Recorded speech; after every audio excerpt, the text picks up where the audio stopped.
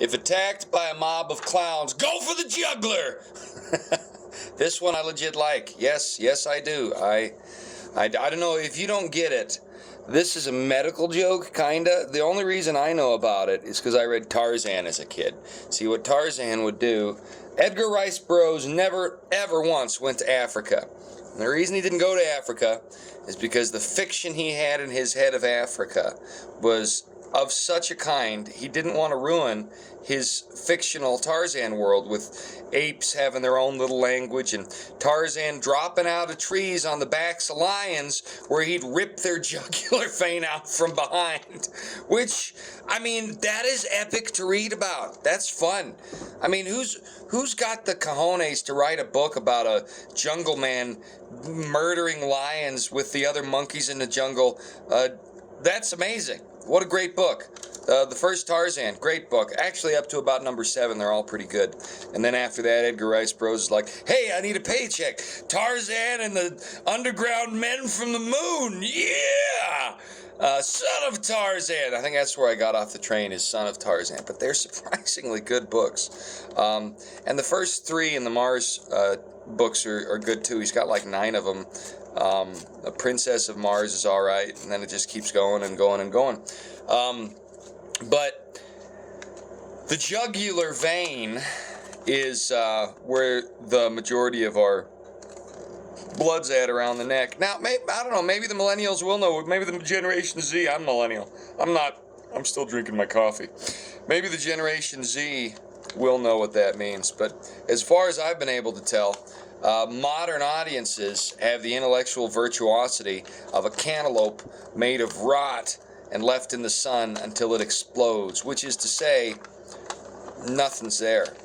Nothing is there. If you will, our cognitive jugular vein has been ripped out by industry and government, because industry and government are full of incompetence that lied, cheated, and stole their way to the top on both sides of the political fence. They don't want that information to come out, and the dumber we are, the less likely we're going to be able to reveal their shenanigans. Now, what I'm doing now, this 16 square fold, we'll call it, because it turns any square piece of paper into 16 little miniature squares. The reason I'm doing it, the reason I'm doing the diagonal, the reason I'm doing the straight and all that stuff is because right now I don't know where I'm going.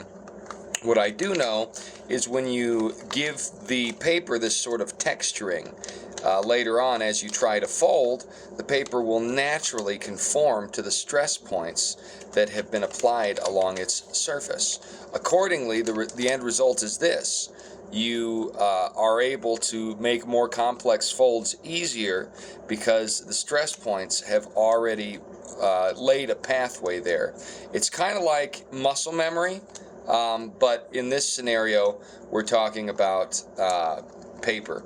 And I'm going with this triangular shape here today because I've done a lot of folds on the other side of the fence, and I kind of wanna switch it up a bit. So I'm gonna do some inversions here, and I'm gonna try some stuff and see what I can come up with. Anyway, if you are attacked by clowns, go for the juggler, you know, because that's the funniest thing you could say with that pun. That is a grade A pun. I fully approve. Go for that juggler. But also keep this in mind: clown attacks are not as uncommon as you might think. Wow, and now we're back to 1. The idea of the clown, it's kind of a weird situation, you know. Clowns should be funny, but they've become terrifying. Now, part of that has to do with deliberate attempts to make clowns into terrifying creatures as a sort of joke. You know, you make the funny thing, the funny entertainment designed to bring mirth and levity, you turn it into something terrifying. That's always been a tactic of horror purveyors, is to turn the familiar, that which is pedestrian and not likely to kindle fear, turn that into what? Into something fearsome, something scary, something that initiates terror not because it's inherently terrifying, but because it's inherently common, and we all encounter that particular thing on a regular basis. And since we encounter that particular thing on a regular basis, encountering it in a way that's lethal is terrifying because we can easier identify. So what did Stephen King do? He tried to make the bathroom terrifying with Dreamcatcher. He made aliens that come out of your backside when you have terrible hemorrhoids. And it was kind of funny. When I first saw that movie, my family had someone in it who was dealing with some terrible hemorrhoids, and this individual got so pissed he broke that DVD in half. Well, I thought that was quite funny until I grew up a bit myself and had the same trouble. Then all of a sudden, yeah, get out of here, Stephen King, with your hemorrhoid aliens. We don't need those. We don't need those hemorrhagic aliens or whatever. I don't know. That's Dreamcatcher. The movie and the book, they're similar, but neither of them, let's be honest, neither of them are very good. Anyway, because of how decent that joke... No, we're not done yet. We're going to keep going. We're going to see what else we can do here. We're going to see what else can be done here, see what we can see. See, because I did those squares, that made it possible to do this little thing right here, whereas I might not have been able to do that otherwise. So that holds it in like a button there. It looks kind of like the Superman. I don't know how the music goes for Superman. I'm gonna level with you. I don't know if it's a good thing or a bad thing, but I got ruined for superhero movies and comic books by Bill Watterson, because when I was a kid, all I read was Calvin and Hobbes. And let me tell you something. Calvin and Hobbes was made by an intelligent man who knew that comic books were mostly crap. And as a result, I never really did comic books.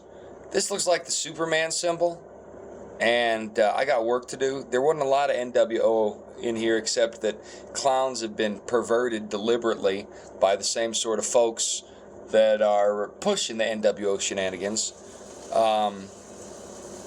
Golly, should I do something else with this? What else can I do with this thing? Oh, I know what I can do. You know what we're going to do? We're just going to totally... No. We'll just leave it Superman looking. All right, ladies and gentlemen, this won't get any views, but if it does, great. YouTube would rather... You know what they'd rather do? They'd rather have some stupid video of snow while I'm in the car and you can't see it, but I say light speed. They'd rather give that 2.9 thousand views than me actually folding something, showing you how to do something, making a funny joke, putting some music on here. The algorithm's being designed to reward stupidity and pointlessness because our country is being systematically destroyed, and many of those who are doing it are a bunch of perverts in Silicon Valley. I'm glad their bank crashed. I'm glad that they're not bailing that crash out elsewhere. And I really hope the people that are killing our country and the world reap what they've sown before the rest of us has to. Because eventually, Jesus is going to whistle, and everybody's going to come out of the pool. Ain't that right, kitty? What do you think of that? Huh? Here, Super Cat.